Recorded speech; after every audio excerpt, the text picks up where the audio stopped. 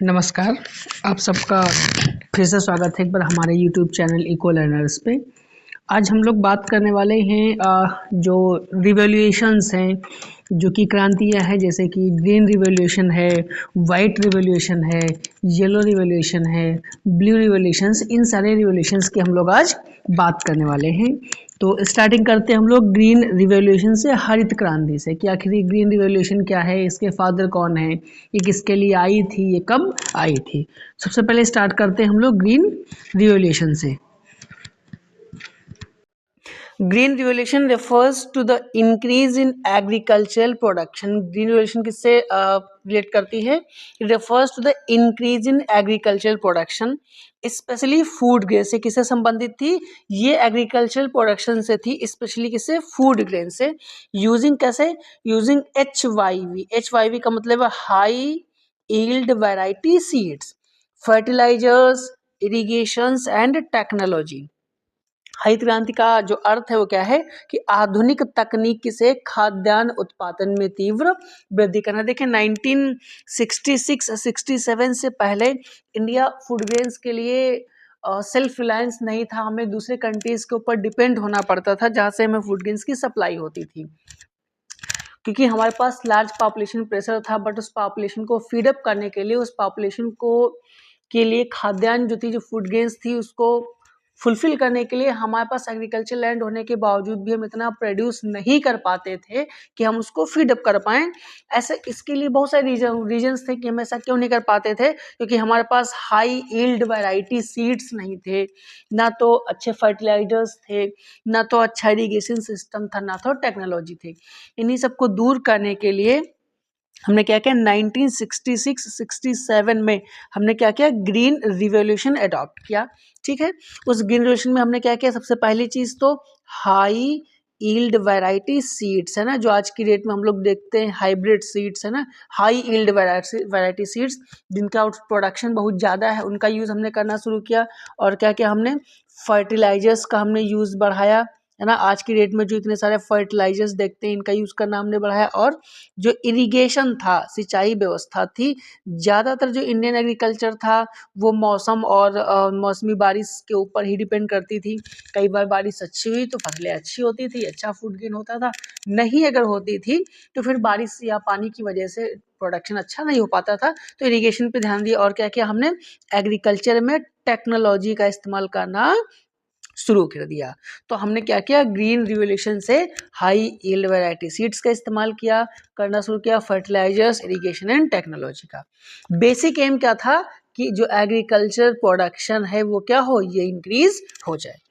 अब father of green revolution की जब हम बात करते हैं तो वर्ल्ड लेवल पे जब हमसे पूछा जाता है फादर ऑफ ग्रीन रिवॉल्यूशन, तो हम नाम लेते हैं किसका? नॉर्मन बोरलॉग का। अगर आपसे पूछे father of green revolution at national level या वर्ल्ड लेवल, तो हम किसका नाम लेते हैं? नॉर्मन बोरलॉग का लेते हैं। बट अगर पूछे father of green revolution in Indian context, तो इंडियन कॉन्टेक्स्ट में हम किसे मानते हैं?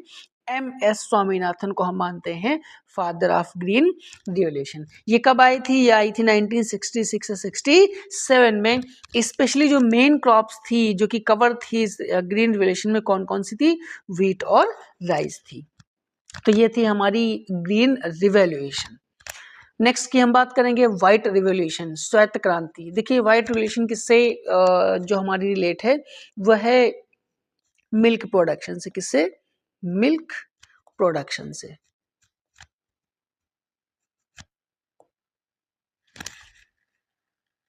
ठीक है, white revolution refers to the increase in milk production through dairy development। इसका जो एम था वो क्या था? to increase the milk production। क्या किया जाए? जो मिल्क प्रोडक्शन उसे बढ़ाया जाए, किसके थ्रू? थ्रू डेयरी डेवलपमेंट के थ्रू। श्वेत क्रांति का अर्थ क्या है? दुग्ध उत्पादन में वृद्धि करना। अगर हम देखें फादर ऑफ व्हाइट रिवॉल्यूशन तो हम नाम किसका लिखते हैं? डॉक्टर वर्गीस कुरियन को जाना जाता है as a father of white revolution. Father of white revolution कब स्टार्ट की गई थी? ये स्टार्ट की गई थी 1970 में। प्रोग्राम कौन सा था? प्रोग्राम हमने स्टार्ट किया था ऑपरेशन फ्लड प्रोग्राम के तहत हमने व्हाइट रिवॉल्यूशन क्रांति लाई। मेन प्रोडक्ट क्या था इसमें? मेन प्रोडक्ट कौन सा था? Milk is the main product for white revolution. श्वेत क्रांति से भारत सबसे बड़ा दुग्ध उत्पादक बना। मीन्स जब हमने व्हाइट रेवोल्यूशन अडॉप्ट किया, इस व्हाइट रेवोल्यूशन के बाद क्या हुआ कि India became the largest milk producer due to white revolution. इस व्हाइट रिवोल्यूशन की वजह से ही इंडिया जो है मिल्क प्रोडक्शन में सब लार्जेस्ट कंट्री बना। तो व्हाइट रिवोल्यूशन था। आपको ध्यान क्या रखना है, डेट और कौन सा रिवोल्यूशन किस प्रोडक्शन से रिलेट करता है और उसके फादर कौन है। नेक्स्ट है हमारा ब्लू रिवोल्यूशन, नीली क्रांति। ब्लू रिवोल्यूशन किससे रिलेट है? It refers to the development of fisheries and fish production. किससे रिलेट है ये? फिशरीज और फिश प्रोडक्शन से रिलेट है। नीली क्रांति का अर्थ है मत्स्य उत्पादन में वृद्धि। किसमें? Production of fisheries and fish production को इंक्रीज करना। फादर ऑफ ब्लू रिवोल्यूशन की जब हम बात करते हैं तो किसका नाम आता है? डॉक्टर हीरालाल चौधरी का नाम आता है। किसमें? Father of blue revolution. कई बार कॉम्पिटिटिव एग्जाम्स और बाकी के एग्जाम्स में भी आता है कि पूछता है कौन सी रिवॉल्यूशन के फादर कौन है, कौन सी रिवॉल्यूशन किससे रिलेट करती है या वो कब स्टार्ट की गई, इसलिए हमें इन पॉइंट्स पे ज्यादा ध्यान रखना है। नेक्स्ट है कब से स्टार्ट हुई? 1970s to onwards. कब आई थी ब्लू रिवॉल्यूशन? 1970 के आसपास आई थी, तब से लेके अभी तक हम उसमें फोकस्ड हैं। नेक्स्ट मेन प्रोडक्ट्स क्या थे इस ब्लू रिवॉल्यूशन में? थे फिशरीज एंड एक्वा कल्चर। जैसा कि बात की गई थी किसके ऊपर? फिशरीज एंड फिश प्रोडक्शन के ऊपर। इसलिए जो मेन प्रोडक्ट है इसके वो कौन से हैं? Fisheries and aqua culture. Next देखते हैं, नेक्स्ट रिवोल्यूशन हमारी येलो रिवोल्यूशन, पीली क्रांति। येलो रिवोल्यूशन किस पे डिपेंड है, किससे रिलेट है? Yellow revolution refers to the increase in oil seed production. किससे रिलेट करती है? ऑयल सीड प्रोडक्शन से रिलेट है। पीली क्रांति का अर्थ है तिलहन उत्पादन में वृद्धि। किसमें? तिलहन उत्पादन मीन्स जो ऑयल सीड प्रोडक्शन है उससे रिलेट है कौन? आपकी येलो रिवॉल्यूशन। अगर हम लोग फादर की बात करें तो इंडिया में किसे हम नाम जानते हैं? सैम पित्रोदा को कहते हैं, क्योंकि एग्जाम एक्सेप्टेड आंसर है। कॉम्पिटिटिव एग्जाम्स में बहुत सारे एजेंसीज ने, बहुत सारे अथॉरिटीज ने सैम पित्रोदा को एक्सेप्ट किया as a father of yellow revolution. कब से स्टार्ट हुई थी? 1986 टू ऑनवर्ड्स। 1986 से स्टार्ट हुई, तो भी चल रही है। जो मेन प्रोडक्ट थे इसके कौन कौन से थे? मस्टर्ड था, ग्राउंडनट था और सोयाबीन था। मीन्स कौन कौन? मस्टर्ड, ग्राउंडनट एंड सोयाबीन से रिलेट करती है कौन सी? Yellow revolution. Yellow revolution relates to oil seeds. ये किससे रिलेट है? इनके ऑयल सीड्स से रिलेट है येलो रिवॉल्यूशन। नेक्स्ट देखते हैं, नेक्स्ट क्या है? नेक्स्ट है ऑरेंज रिवॉल्यूशन, नारंगी क्रांति। ये किससे रिलेट है? कि orange revolution relates to increase in fruit production. किससे? ये फ्रूट प्रोडक्शन से रिलेट है, स्पेशली साइट्रस फ्रूट्स। स्पेशली किसके साथ? साइट्रस फ्रूट्स के साथ रिलेट है। नारंगी क्रांति का अर्थ है फलों का उत्पादन बढ़ाना। किसका उत्पादन बढ़ाना? फलों का उत्पादन बढ़ाना।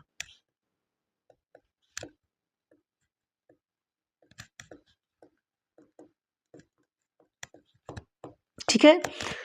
कब से स्टार्ट हुई थी? Post 1990s। हम कह सकते हैं कि पोस्ट 1990 से स्टार्ट हुई थी कौन? Orange revolution. Orange revolution is related to fruits. अगर पूछ ले कि ऑरेंज रिवॉल्यूशन किससे रिलेटेड है तो क्या लिखेंगे हम? कि orange revolution is related to fruits. Next कौन सी हमारी? नेक्स्ट है पर्पल रिवॉल्यूशन, बैंगनी क्रांति। अब इस पर्पल रिवॉल्यूशन का किससे रिलेशन है? Purple revolution relates to increase in lavender cultivation and aromatic plants. इसका रिलेशन किसके साथ है?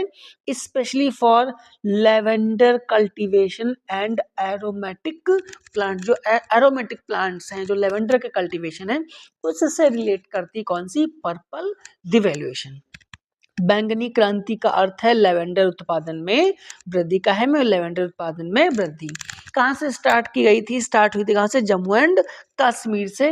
Purple revolution promotes lavender farming. इसने क्या किया? लेवेंडर फार्मिंग को प्रमोट किया। बैंगनी क्रांति लेवेंडर से जुड़ी हुई। तो अगर आपसे पूछ रहे पर्पल रिवॉल्यूशन का रिलेशन किसके साथ है तो बहुत सिंपल सा आंसर है, it relates with lavender farming and aromatic plants. Next है हमारी ब्राउन रिवॉल्यूशन, भूरी क्रांति। ब्राउन रिवॉल्यूशन का रिलेशन किससे है? कि brown revolution increases in non conventional crops. किसके साथ है? ये नॉन कन्वेंशनल, जो गैर परंपरागत कृषि उत्पाद हैं एंड लेदर कोकोआ प्रोडक्शन, है ना, इसका रिलेशन किस किस के साथ है, क्रॉप्स के साथ भी है। कौन सी, वो भी नॉन कन्वेंशनल क्रॉप्स, जो नॉन ट्रेडिशनल क्रॉप्स कह सकते हैं, मतलब अलग अलग एरियाज में वैसे हमारे यहाँ जो स्पेशली जो ट्रेडिशनल क्रॉप्स हैं वो वीट है, राइस है, शुगर केन, ये सारी हमारी ट्रेडिशनल क्रॉप्स हैं। इनसे हट के जो नॉन कन्वेंशनल है, या फिर लेदर प्रोडक्शन है, या फिर कोको प्रोडक्शन है, यूजेस वेरी रीजन एग्जाम्स, है ना, एग्जाम्स में अलग अलग तरीके से अलग अलग जगहों पर इस्तेमाल किया जाता है वैसे। तो भूरी क्रांति का अर्थ क्या है, गैर पारंपरिक कृषि उत्पादों में वृद्धि करना है, किससे, ये ब्राउन रिवॉल्यूशन से है।